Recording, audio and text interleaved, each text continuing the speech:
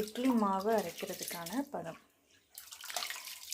இதில் 4 class புழுங்கலரிசி, 2 class பச்சரிசி எடுத்திருக்கேன். நான் இன்றைக்கி ரேஷனில் வாங்குகிற அரிசியில் தான் செஞ்சு காட்ட போகிறேன்.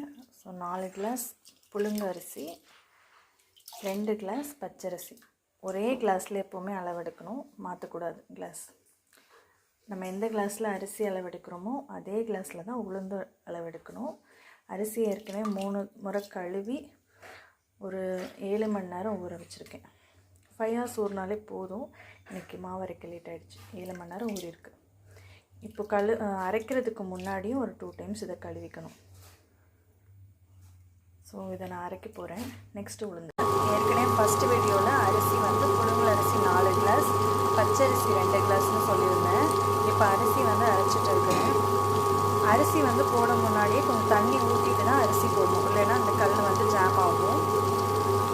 இப்போ அந்த அரிசி அரைக்கிற பதம் என்னென்னா, ரொம்ப மாவாக அரைஞ்சிடக்கூடாது. கொஞ்சம் திருன்னு அந்த ரவை பதத்துக்கும் கொஞ்சம் மேலே அரையணும். இப்போ உளுந்தோட அளவு பார்த்துடலாம்.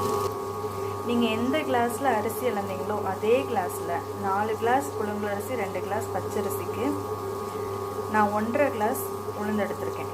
இந்த 1.5 கிளாஸ் உளுந்து கூட 1 ஸ்பூன் ஜவ்வரிசி சேர்த்துருக்கேன். இந்த ஜவ்வரிசி ஆப்ஷனல் தான். நீங்கள் 1 ஸ்பூன் வெந்தயம் கூட சேர்த்துக்கலாம். 1 ஸ்பூன் வெந்தயம் ஒரு 1 ஸ்பூன் ஜவ்வரிசி, அது உங்களோட இஷ்டம்தான். சேர்க்கலனாலும் ஒன்றும் ப்ராப்ளம் இல்லை. மாவு நல்லா வரும், இட்லி மாவு நல்லா சாஃப்டாக இட்லி கிடைக்கும். ஸோ அரைச்சி முடித்து மிக்ஸ் பண்ணிவிட்டு காட்டுறேன். அரிசி அரைஞ்சிருச்சு. ஜஸ்ட்டு 15 minutes தான் எனக்கு ஆச்சு. இந்த பதத்துக்கு இருக்கணும். ரொம்ப சாஃப்டாக அரைஞ்சிருச்சுன்னா இட்லி கல் மாதிரி வந்துடும். இந்த மாதிரி ஒரு நல்ல ரொம்ப அரிசி தெரியக்கூடாது, ரவை மாதிரியும் இருக்கக்கூடாது, அரையணும். ஓகேவா? இப்போது அரிசி எடுத்து வச்சுட்டு உளுந்து போட போகிறேன். நான் எப்போவுமே ஃபஸ்ட்டு அரிசி அரைப்பேன், அதுக்கப்புறம் தான் உளுந்து அரைப்பேன். அரிசி அரைக்கும் போதும் சரி, உளுந்து அரைக்கும் போதும் சரி, ஐஸ் வாட்டர் ஊற்றி தான் அரைப்பேன். அரிசி அரைக்கிறது பார்த்தோம்னா, இப்போ உளுந்து அரிசிக்கு முதல்ல தண்ணி ஊற்றிட்டு அரிசி போடணும்.